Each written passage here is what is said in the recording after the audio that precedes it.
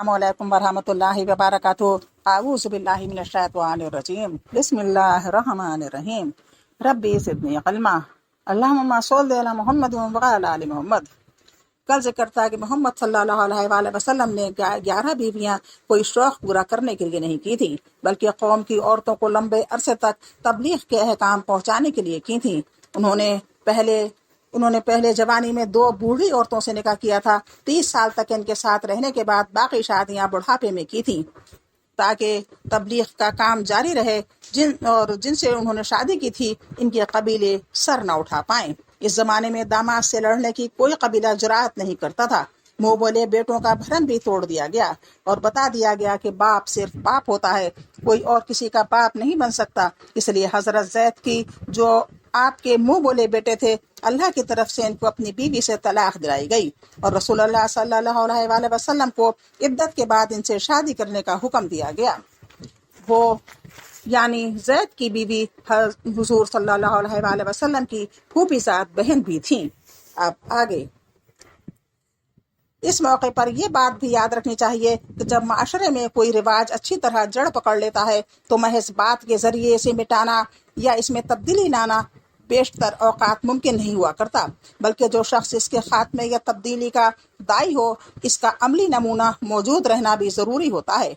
सुलह हदीबिया के मौके पर मुसलमानों की तरफ से जिस हरकत का ज़हूर हुआ, इससे इस हकीकत की बखूबी वजाहत होती है। इस मौके पर कहाँ तो मुसलमानों की फिदाकारी का ये आलम था कि जब अरवा बिन मसूद सख्फी ने इन्हें देखा जब अरवा बिन मसूद सख्फा ने इन्हें देखा कि रसूलुल्लाह सल्लल्लाहु अलैहि वसल्लम का थूक और खंकार भी इनमें से किसी न किसी सहाबी के हाथ में ही पड़ रहा है। और जब आप वुजू फरमाते हैं तो सहाबा किराम आपके वुजू से गिरने वाला पानी लेने के लिए इस तरह टूटे पड़ते हैं कि मालूम होता है कि आपस में उलझ पड़ेंगे। जी हाँ, ये वही सहाबा किराम थे जो दरख्त के नीचे मौत या आदम फरार पर बैत करने के लिए एक दूसरे से सबकत ले जा रहे थे।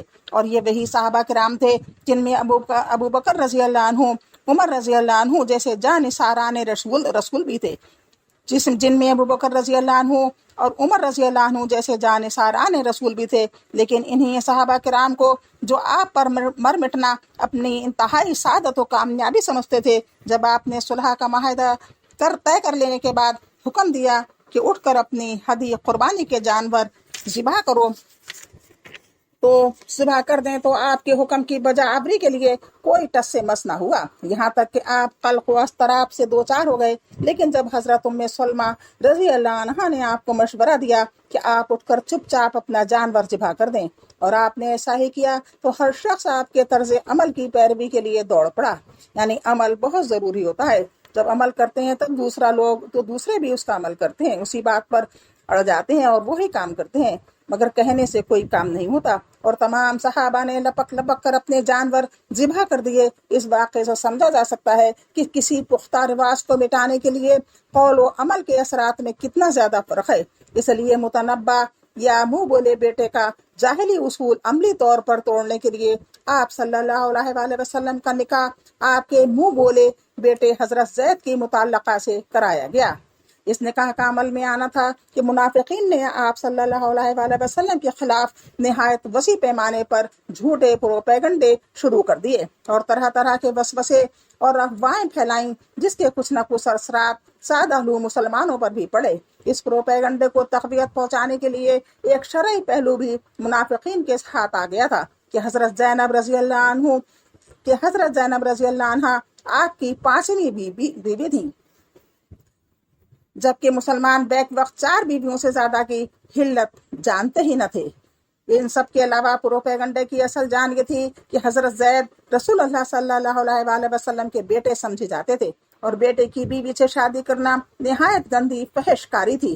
बालाखिर अल्लाह ताला ने सूरह अहज़ाब में इन दोनों मौजूओं से मुताल्लिक़ काफी शाफी आयात नाजिल की और साहबा को मालूम हो गया कि इस्लाम में मुंह बोले बेटे की कोई हैसियत नहीं, और यह कि अल्लाह ताला ने कुछ निहायत बुलंद पाया और मखसूस मकासद के तहत अपने रसूल सल्लल्लाहु अलैहि वसल्लम को खुसूसियत के साथ शादी की तादाद के सिलसिले में इतनी वसअत दी है जो किसी और को नहीं दी गई। यानी वो 4 औरतों के से शादी आम लोगों के लिए थी और वो पैगंबर थे और उनके लिए कोई हद मुकर्रर न थी।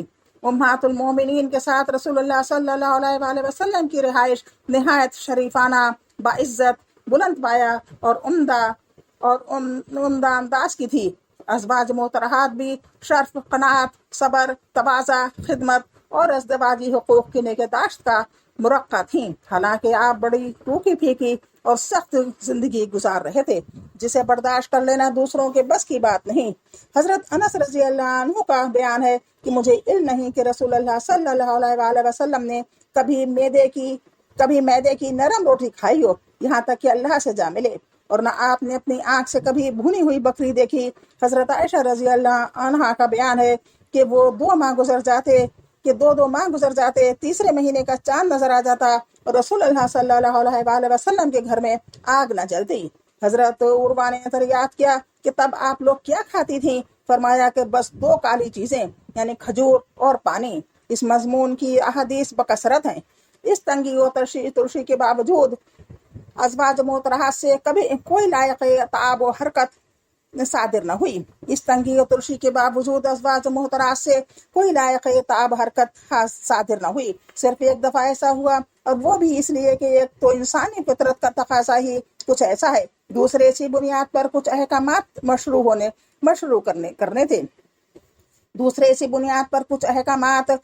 करने थे। चुनांचे अल्लाह ताला ने इसी मौके पर आयात तखीर नाजिल फरमाई, जो ये थी 33 सूरत की 28-29 आयत। आए नबी, अपनी बीवियों से कह दो कि अगर तुम दुनिया की जिंदगी और जीनत चाहती हो तो आओ, मैं तुम्हें साजो सामान देकर भलाई के साथ रुखसत कर दूं, और अगर तुम अल्लाह और इसके रसूल और दार आखिरत को चाहती हो तो बेशक अल्लाह ने तुम में से नेकूकारों के लिए जबरदस्त अजर तैयार कर रखा है। अब इन अज़वाज मोहतरहात के शर्फ और असमत का अंदाजा कीजिए। इन सब ने अल्लाह और इसके रसूल सल्लल्लाहु अलैहि वसल्लम को तरजीह दी, और इनमें से कोई एक भी दुनिया की तरफ माइल न हुई। इसी तरह शौकनों के दरमियान जो वाक़यात रोज़मर्रा का मामूल हुआ करते हैं, अज़वाज मोहतरहात के दरमियान कसरत तादाद के बावजूद इस तरह के वाक़यात शाद व नादिर ही पेश आए, और वो भी तब क़ज़ाए बशरियत, और इस पर भी जब अल्लाह ताला ने इताअत फरमाया तो दोबारा इस तरह की किसी हरकत का ज़हूर नहीं हुआ। सूरह तहरीम की इब्तिदाई 5 आयत में इसी का जिक्र है। आखिर में ये अर्ज कर देना भी बेजाना होगा कि हम इस मौके पर ताउद्दे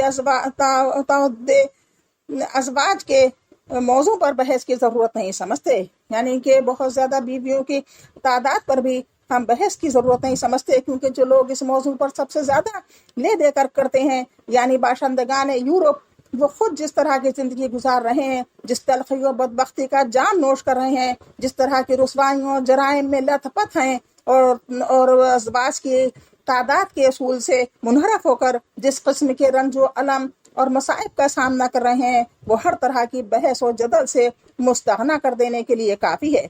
अहले यूरोप की बदबख्ताना जिंदगी अज़वाज की तादाद के असूल के मुबहनी बरख होने की सबसे सच्ची गवाह है, और असहाब नज़र के लिए इसमें बड़ी इबरत है। अभी ताही इंशाअल्लाह कल फिर मुलाकात होगी। ला हाफ़िज़, अस्सलाम वालेकुम।